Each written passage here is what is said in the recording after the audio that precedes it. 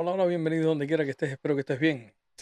El MinRex acusa a Estados Unidos de que la inmigración de los cubanos es por culpa de los Estados Unidos, dijo el viceministro descosido del MinRex. Veamos.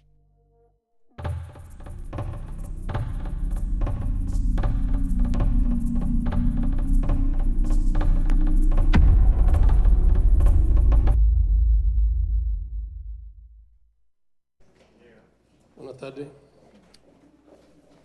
En la tarde de hoy, o el día de hoy, hemos tenido una ronda de conversaciones migratorias con el gobierno de los Estados Unidos. Son ciclos frecuentes que tenemos para evaluar la marcha de cumplimiento de los acuerdos migratorios que existen entre los dos países y que responden al compromiso mutuo de tratar de garantizar que la migración entre Cuba y los Estados Unidos sea ordenada, segura y regular. Nosotros podemos La migración entre Cuba y los Estados Unidos será la migración entre Cuba a los Estados Unidos. Muy pocas personas estando en Estados Unidos han regresado a Cuba por problemas personales, ya sea que no se adaptan al sistema o que han sido deportados por alguna razón X. Pero la inmigración técnicamente es de Cuba hacia los Estados Unidos. Vamos a empezar por ahí. calificar de constructivo el diálogo que tuvo lugar hoy. Fue franco, fue constructivo y nosotros le prestamos mucha importancia a este tipo de intercambio y a la cooperación que debe resultar de estos intercambios. En el diálogo, Cuba reiteró la disposición a cumplir con los compromisos que ha asumido y, por supuesto, reclama de parte de Estados Unidos un compromiso similar en el cumplimiento de los acuerdos. Estos son acuerdos integrales que se cumplen sobre la base de la reciprocidad y, por tanto, nosotros en materia migratoria actuaremos en reciprocidad y consecuente con la manera en que la parte estadounidense cumpla con los compromisos que ha asumido. El tema migratorio, como hemos expresado nosotros muchas veces y dijimos hoy, tiene una contradicción fundamental con los acuerdos que firmamos.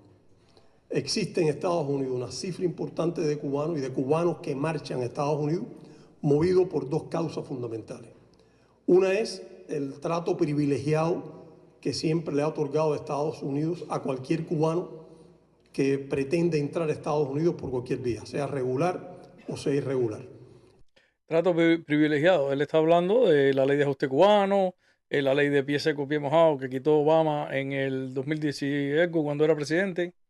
A eso se refiere él. El trato privilegiado, porque han habido muchos políticos norteamericanos que han luchado por el bienestar de los cubanos que llegan a tierra de libertad. Eso es lo que se refiere el flamante viceministro del MINREX. Veamos cuál es la segunda. Eso es lo que se llama un factor de atracción. Uh-huh. Y existe también lo que se llama un factor de empuje, que es una política de bloqueo económico dirigida a deprimir los niveles de vida del cubano que vive en Cuba y que es un factor que empuja al ciudadano a emigrar a los Estados Unidos. Es la retórica de siempre. Estados Unidos, supuestamente, según lo que dice el ministro, bloquea a Cuba para que simplemente el cubano esté asfixiado e inmigre a los Estados Unidos. Básicamente, el bloqueo, que es lo que ellos le llaman bloqueo, que técnicamente no es un bloqueo, es un embargo, que aplica solamente a algunas entidades del gobierno, como Gaviota, Gaesa, etcétera, etcétera, etcétera. En sí, no afecta directamente al cubano, porque quien bloquea que el cubano pesque no es los Estados Unidos, es el gobierno cubano, por ejemplo. Básicamente, culpan al bloqueo, es el paraván que tienen ellos simplemente para ocultar que Cuba hoy es un estado fallido, que el sistema cubano económico es un desastre, que la gestión de Díaz Canel es terrible, que el socialismo no funciona y que mientras sigan montados en la consigna jamás llegarán a ningún lado. Claro que eso no aplica para el 1% de la sociedad cubana, que es el Partido Comunista de Cuba, y no todos los militantes, sino la cúpula que dirige Cuba, integrada por este señor, Bruno Rodríguez, Manuel Marrero, Canel, la familia Castro, que viven como reyes, y simplemente dice él que el bloqueo lo que hace es que estrangula al pueblo de Cuba, por eso los empuja a emigrar. Sigamos. Esta combinación del trato privilegiado a quien entra en Estados Unidos y el bloqueo económico de conjunto plantea una contradicción fundamental a los propósitos de estos acuerdos y al compromiso mutuo de garantizar una migración que sea regular, ordenada y segura. Una pregunta, y no estoy en contra de las personas que emigran porque yo soy inmigrante y estoy a favor de la emigración. Y sobre todo en aquellos países como Cuba, como Venezuela, la misma Nicaragua, que se prestó para fomentar el éxodo. Esto no fue inventado, esto fue creado, porque les voy a decir, un cubano que tuviera la posibilidad de viajar a Alemania, a Francia o a Inglaterra, ¿qué va a hacer un cubano en Nicaragua? O sea, el único objetivo de llegar a Nicaragua es emprender un camino extremadamente peligroso, llegar hasta la frontera de México, pasando por 5 o 6 países, pasando innumerables de peligros hasta llegar allí para poder entrar a Estados Unidos, que desgraciadamente muchas personas han perdido la vida, han violado mujeres, niños, etcétera, etcétera. Y desgraciadamente este hombre está culpando técnicamente a que Estados Unidos tiene una atención especial con los cubanos. Y mi pregunta, ¿y qué pasa con los mexicanos? ¿Qué pasa con los suramericanos? ¿Qué pasa con los venezolanos? No tienen ese privilegio. Sin embargo, han emigrado también. Ahí hay que agradecerle técnicamente a la gestión de Biden, que para mí fue el peor presidente que ha tenido los Estados Unidos, el descontrol de la frontera, y aprovecha la cobertura de esa situación el gobierno cubano para dar posibilidades de viaje a Nicaragua, creando diferentes vías de escape de Cuba a unos precios exorbitantes para que el cubano pueda llegar a su destino final, que no es huyéndole a Cuba por culpa del bloqueo, es huyendo a la miseria de Cuba creado por el PCC. Vamos a estar claros en eso y sigamos viendo al flamante, descosido ministro o viceministro de MINREX. En la ronda también, entre los temas que tratamos, Cuba insistió en algo que ha venido planteando durante varios años, en la necesidad de que se reanude plenamente la prestación de servicios en la embajada, en el consulado que está en La Habana, para quienes solicitan visas de no inmigrante, o sea, visas de visitante. Pero básicamente ese sistema siempre estuvo funcionando. Incluso se creó la visa de los 5 años. Básicamente estuvo todo creado después del problema que hubo con los ataques sónicos y toda esa historia, que todavía está en investigación. Aparentemente cogieron a alguien que estaba vinculado con eso ahora, según dijo un periodista del Congreso de los Estados Unidos. Esa noticia está ahora mismo en desarrollo. No quise traerla aquí porque básicamente fue un comunicado que ellos dieron, pero técnicamente han sufrido muchos cambios el tema de la embajada por problemas internos de Cuba. Sigamos. A los Estados Unidos, que si bien se reanudó parcialmente en el mes de agosto para determinadas categorías, aún no es pleno como era en el pasado, y nosotros hemos argumentado que esto es un factor que estimula que muchas personas quieran emigrar para obtener la residencia y poder viajar entre los dos países, algo que no sería necesario si existieran visas múltiples y si se procesara desde La Habana a los migrantes que van de visita como era en el pasado. Aquí no voy a decir nada porque técnicamente hay muchas personas que viven en Cuba que no quieren irse de Cuba por la razón que sea, quieren visitar a sus familiares y técnicamente de verdad que hay problemas en la embajada. Ya digo, las causas y las razones las saben Cuba y los Estados Unidos. Básicamente, las personas tienen que guiarse bajo las regulaciones, como Cuba no permite que digan la palabra de libertad. Estados Unidos se reserva el derecho también de tomar sus medidas por seguridad o por la razón que sea. Simplemente el enfoque es que Estados Unidos es el culpable, no solamente de la migración, es el culpable de la desgracia y la mala gestión del PCC. Sigamos. Planteamos preocupación por la cantidad de cubanos que existen en Estados Unidos en un limbo legal. que se le... Oye, escucha esto. Planteamos preocupación por la cantidad de cubanos que están en un limbo legal. Quiero tomar un segundo solamente y recuerden que básicamente las personas ciudadanas americanas que reclaman a los padres y a los hijos en una categoría que tiene un nombre F1, no recuerdo bien exactamente, pero eso no viene al caso. El punto es que esas personas legalmente tienen que esperar aproximadamente de 2 a 3 años que ese proceso avance en inmigración para que puedan entrar legalmente aquí.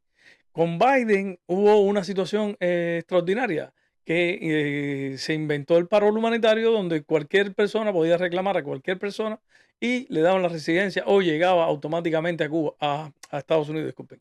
Y incluyó a otros países, no solamente voy a hablar de Cuba, pero esa situación ya se acabó.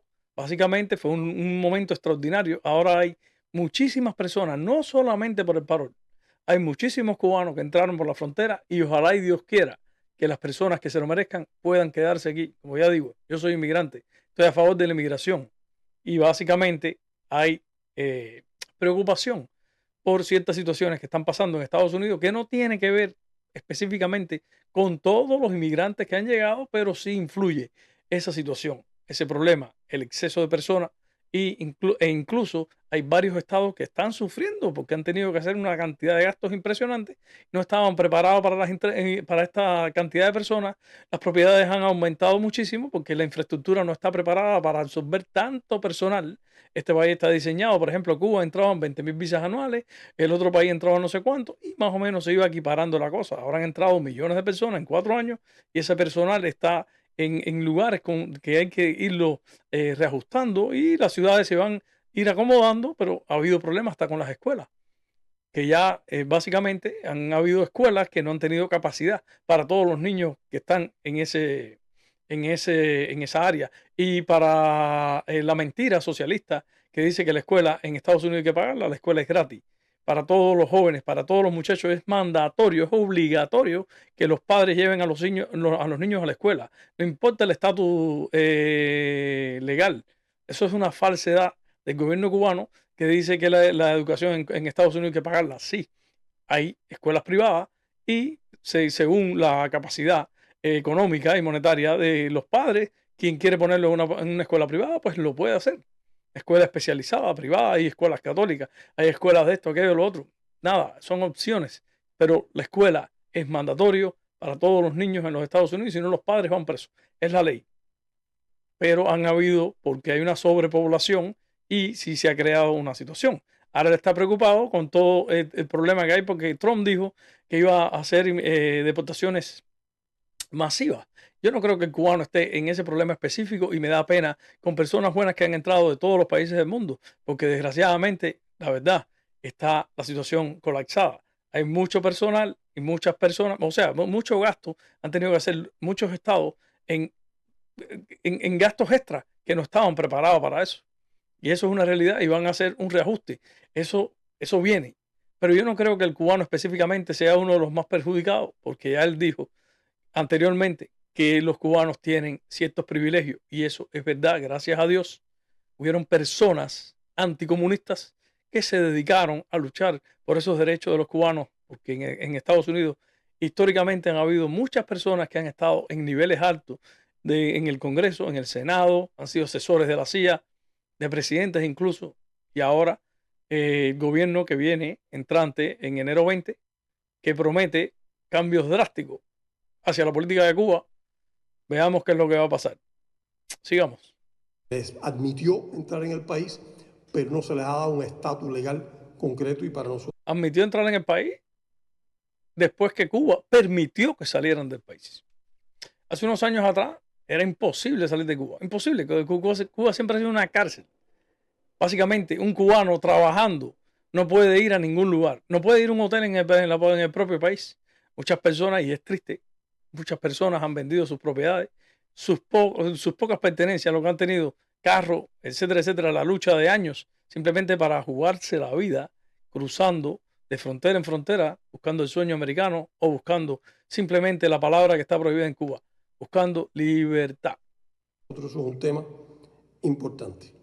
También en la reunión se habló del tráfico de personas, del crecimiento de operaciones de tráfico de personas a partir de medios que son que proceden de Estados Unidos, individuos u organizaciones que operan desde el sur de los Estados Unidos y participan en el tráfico de personas.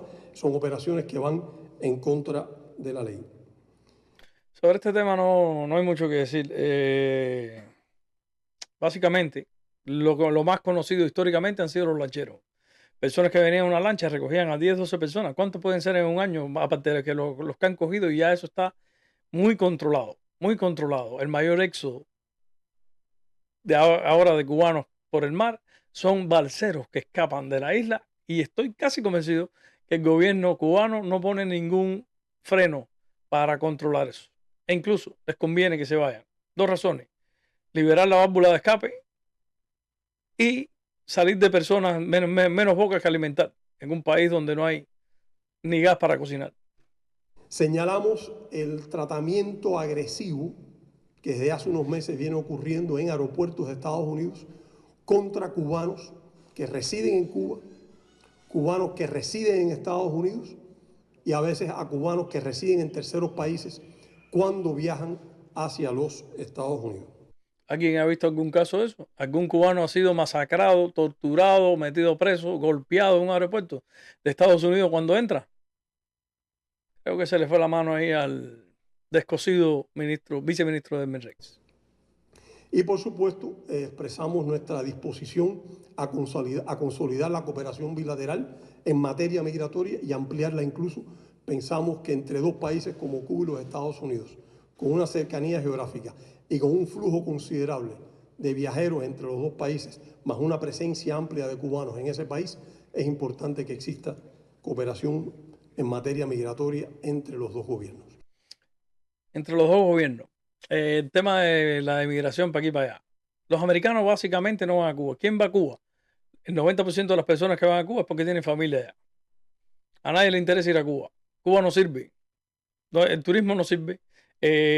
Un país que se va a la luz a los 5 minutos. Un país donde es una misión moverse dentro de la periferia en cualquier ciudad, porque no hay ni combustible, las calles no sirven, no hay agua, no hay electricidad, no hay salubridad, enfermedades por donde quiera, es miseria por donde quiera. ¿De qué está hablando él? Él lo único que quiere es que normalicen eso para que los cubanitos que viven aquí en Estados Unidos, y no critico eso, felicidades que puede ir a ayudar a su familia, uno menos que pasa hambre, pero eso no es la solución. Al final de la historia te vas y la familia sigue igual. Eso es lo que quieren ellos, porque a ellos no les importa la familia, a ellos lo que les interesa es el vínculo para seguir recibiendo el dinerito de las personas que se parten el lomo aquí en los Estados Unidos, que hay que trabajar duro. Es un país muy duro y es la realidad, pero Dios bendiga a los Estados Unidos, no hay mejor lugar. Entonces eso es lo que quieren, que se normalice, cosa que los cubanos hoy pueden ir, y básicamente mucha gente ha dejado de ir porque Cuba hoy no sirve y es un peligro. La delincuencia, los apagones, etcétera, etcétera, etcétera, chikungunya y todo lo demás. Este es en esencia lo que ocurrió en el día de hoy. Si tienen alguna pregunta, con gusto la respondo.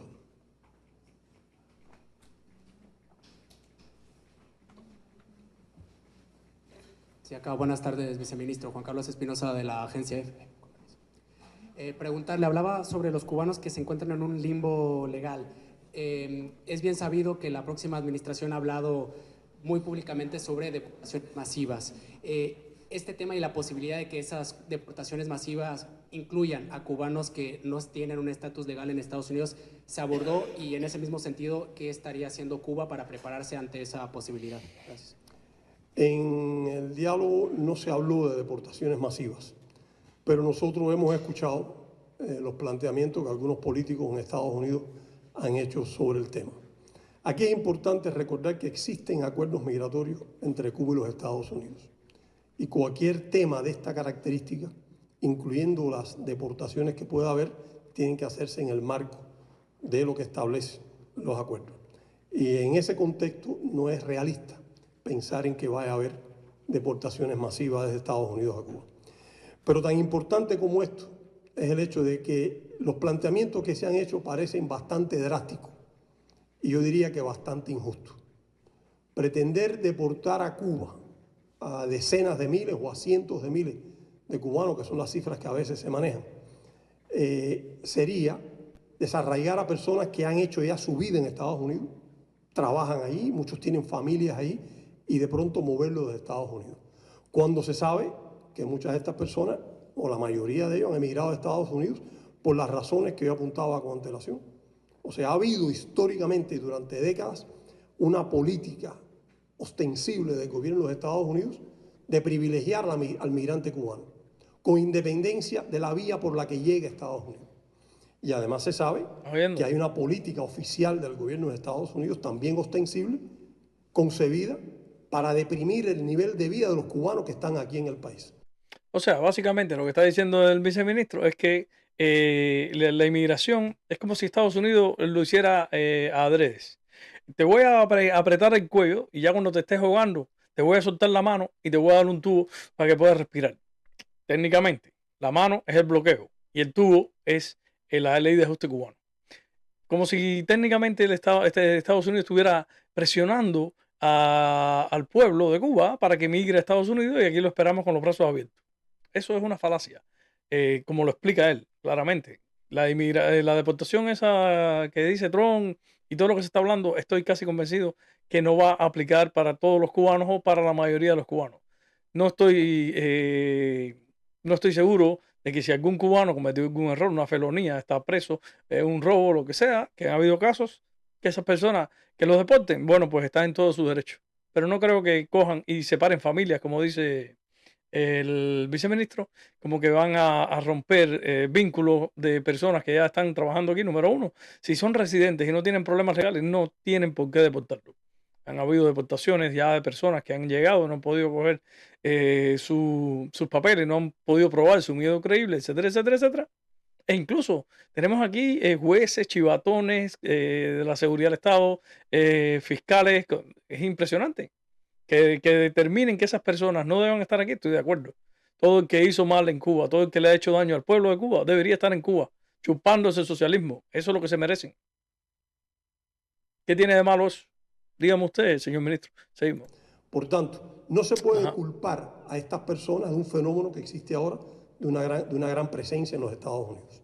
Sería injusto con ellos y reitero, no es realista pensar que vaya a ocurrir una deportación masiva. Estoy de acuerdo con esa parte, no es realista, pero sí estoy en contra de que diga que básicamente es injusto, porque lo que es injusto de verdad es que el pueblo de Cuba tenga que emigrar a otra tierra buscando lo que no es posible conseguir con su trabajo y con una vida normal en su país, que es un desastre.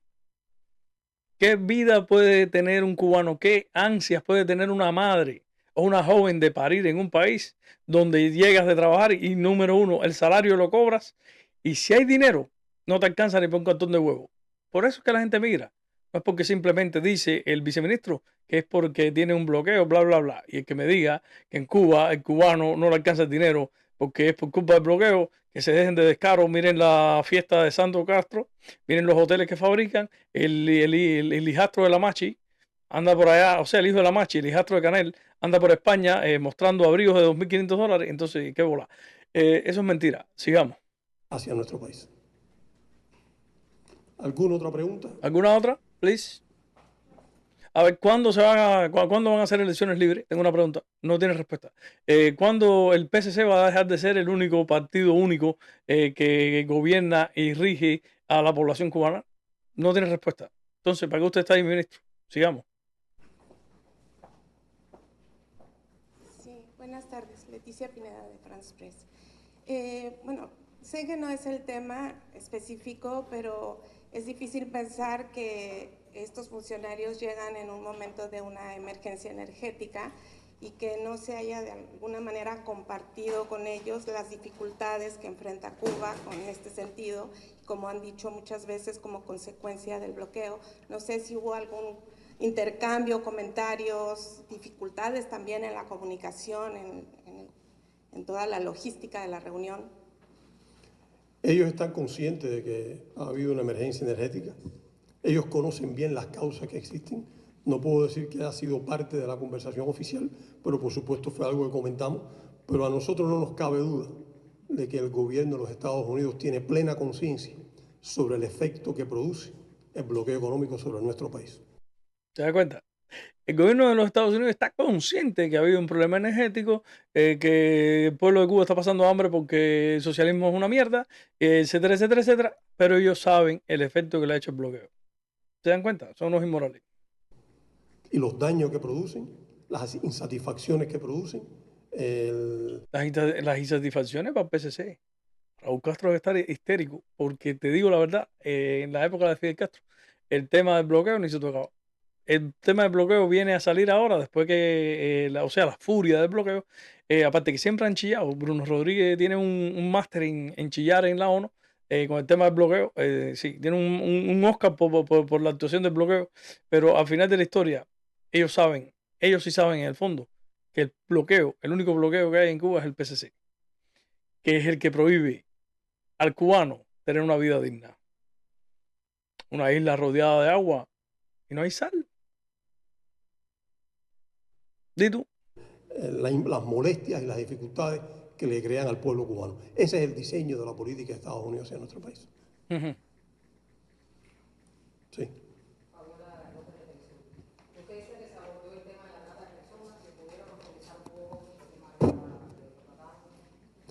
Se trató el tema de la trata de personas en el sentido, y debo aclarar esto, del tráfico que se produce entre los dos países por operaciones de tráfico de personas que existe desde Florida hacia Cuba. Pero se sabe que el gobierno de los Estados Unidos... Pero él dice de Florida hacia Cuba. ¿Quién lleva personas de Florida hacia Cuba? ¿Quién lleva personas de Florida hacia Cuba? ¿Será de Cuba a Florida o coordinado en la Florida que mandan una lancha y recogen a 5 personas? ¿Eso es tráfico de personas? Puede ser que sea tráfico de personas, pero es que el tráfico de personas incurre en un tema como que yo estoy traficando personas cuando las personas no están de acuerdo. El tráfico de personas es como un secuestro, que cojo a una persona y lo llevo para otro lado en contra de su voluntad. Eso es tráfico de personas. Es lo que yo creo, no sé, a lo mejor estoy equivocado. Si hay algún especialista en tráfico de personas ahí, por favor, déjenme un comentario para aclarar esto, porque mira lo que dice Laura.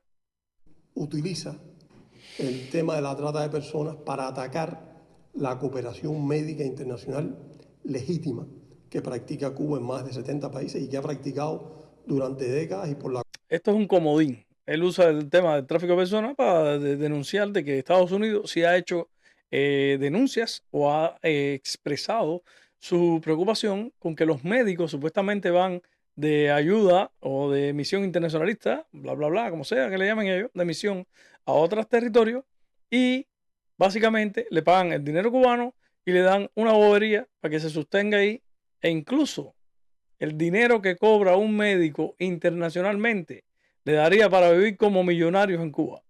Pero desgraciadamente, ¿quién se queda con el dinero? A ver, ¿quién se queda con el dinero, compañero? Cual nuestro país ha recibido el reconocimiento y el elogio de muchos gobiernos, de muchas organizaciones, de varios secretarios generales de Naciones Unidas e incluso de algunos gobernantes en Estados Unidos. Y aquí es importante comprender lo siguiente. Y del expresidente de México que tenía un negocio con eso, el AMLO, el López Obrador, que llevó a no sé cuántos personajes para allá y ganó las elecciones. Los políticos anticubanos, No, la Chimbao de su partido. Los Estados Unidos han creado la ficción de que la cooperación médica y solidaria que presta Cuba consiste en trata de personas. Todo el que conoce bien lo que consiste en la trata de personas conforme la califica, la califican los organismos de las Naciones Unidas, entraña que las personas, para que sea trata de personas, tienen que ir engañados o viajar engañados en una operación de este tipo. Los médicos cubanos... Yo creo que no engañados, yo creo que secuestrados. Yo creo que los cogen y los meten en un baúl o un contenedor y los llevan. Eso es trata de personas. Yo no sé, es que esa es la justificación de lo que él está dando. Simplemente para justificar el tema de las misiones médicas y todas esas historias. Es una decisión personal de cada médico. Y es verdad que ir para cualquier misión de esa y que te paguen $10, son $10 que no vas a ganar en Cuba. Incluso te vas a salir 3 meses, 6 meses, 1 año, 3 años, ya vas a quitarte los apagones, depende de dónde vayas. También es que han metido gente en selvas en Brasil, han metido gente en pueblos en Venezuela que están peor que La Habana, peor que Cuba, o igual. Entonces, imagínate tú, a nadie mandan una misión de esa a Francia, por ejemplo. ¿Cuántos cubanos hay en Francia en una misión médica? No existe. Si es que el cubano no está preparado para ese nivel de medicina, igual que el que hay aquí en Estados Unidos. Vamos a dejar el cuento. Saben exactamente a dónde van, cuál es la misión que tienen, cuál es el deber que van a cumplir. En segundo lugar, se plantea que lo hacen de manera obligada. O sea, es una obligación lo que van a cumplir, que es lo que, como si fuera una esclavitud, que es lo que hace la trata de personas. Todo Bueno, obligado posiblemente no sea, pero que si es una esclavitud, si es una esclavitud. médico cubano, todo colaborador cubano que va a otro país, Oye, oye. sucede mayormente en países del llamado tercer mundo o países en desarrollo, lo hace voluntariamente. Ve, ¿a qué países escogen? Países del tercer mundo y países del tercer mundo o de Latinoamérica, que es el tercer mundo. ¿Por qué no hay brigadas de estas que van a Francia e Inglaterra? ¿Por qué la medicina, que supuestamente Cuba es una potencia médica, ¿por qué no puede competir? ¿Por qué los cubanos, los médicos cubanos graduados en la Universidad de La Habana, el doctor en no sé qué cosa, pim pam pam, como Morales Ojeda, que ha terminado diciendo consigna, ¿por qué no están al nivel de ir a una misión, una cooperación en Inglaterra, en Francia, en Alemania? Déjame saber, médico, que estás afuera, ¿en qué lugar estás? Una tercera característica es que lo hacen sin pago o se les restringe el pago.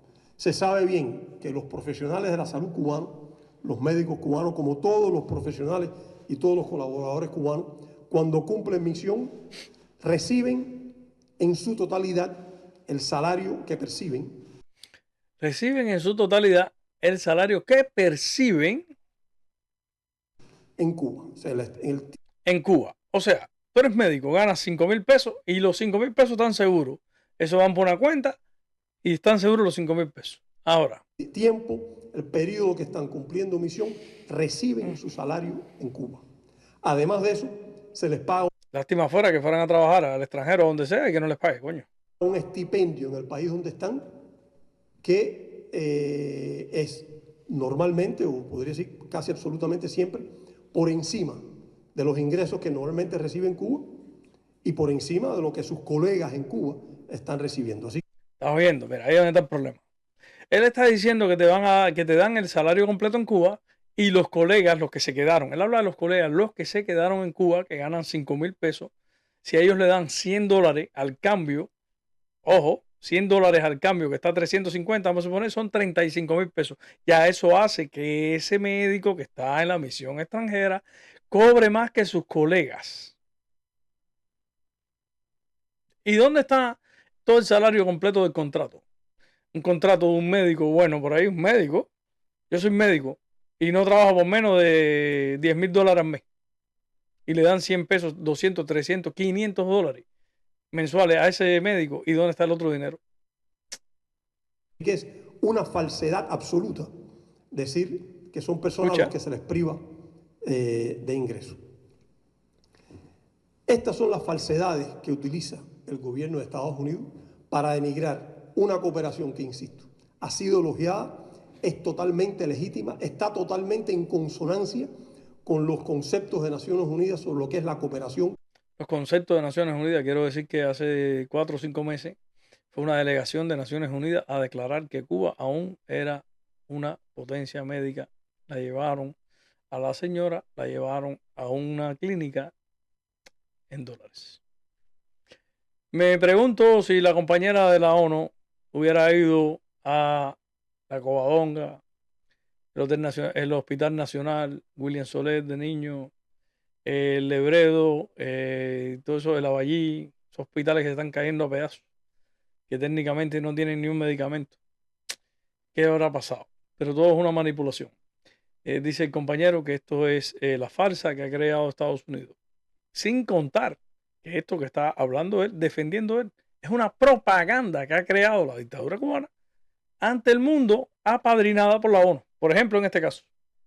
Sur-sur, que descansa en la complementariedad entre países en desarrollo, en que cada cual aporta lo que tiene, aporta el potencial que tiene. Y se sabe que Cuba tiene un gran potencial en recursos humanos. mientras otros países tienen mayor riqueza financiera, mayor potencial que Cuba. Los ingresos... ¿Estás viendo? Cuba no tiene dinero, tiene recursos humanos. ¿Y qué? ¿A qué se le puede llamar recursos humanos? ¿Calificaría como esclavitud? Que él que mencionó eso antes. Yo no estoy diciendo nada, simplemente estoy sacando una deducción por sus palabras. Esos que legítimamente recibe el Estado cubano, además del que reciben los profesionales cubanos, es, en el caso de la cooperación médica, se dedica absolutamente a fortalecer, a financiar, a contribuir y construir el sistema de salud pública de nuestro país. Es un destino absolutamente legítimo. Ok, aquí es donde está la respuesta de una de las preguntas anteriores que hice. Si un médico gana 10.000 pesos y te dan 500 a ti, y ellos se quedan, estoy hipotéticamente, sí, porque ahora hay una pila de matemáticos, científicos, económicos que me matan. No. Si por casualidad de la vida a ti te dan el 5% de tu salario y el otro dinero se queda el gobierno para fortalecer el sistema de salud de Cuba, que es un uso legítimo, como él dijo, ¿cómo podría calificarse eso? Y si no entendiste, te lo voy a decir ahora. El ministro te lo va a explicar. Absolutamente. A fortalecer, a financiar, a contribuir y construir el sistema de salud pública de nuestro país. Es un destino absolutamente legítimo y debería... Es un destino absolutamente legítimo y debería celebrarse en vez de estarse criticando como pretenden hacer algunos políticos. Ve, y todavía tienes que agradecérselo, tienes que celebrarlo. Oye, ¿verdad? Sigue tumbando el dinero a los médicos, porque en fin de cuentas hay que fortalecer el servicio. El servicio de salud de Cuba es un desastre. El servicio de salud de Cuba hoy es mejor morirse que ir al hospital. Porque prácticamente, si no te matan, te mueres. Tienes dos opciones. Veamos el pedacito que falta, porque de verdad que es obstinante esta situación, pero solamente quería traer esto para que veas cómo manipulan la situación, cómo justifican el mal trabajo, la mala gestión de la dictadura y sus tiranos. Anticubanos. Admito una pregunta más si la hay. Muchas gracias.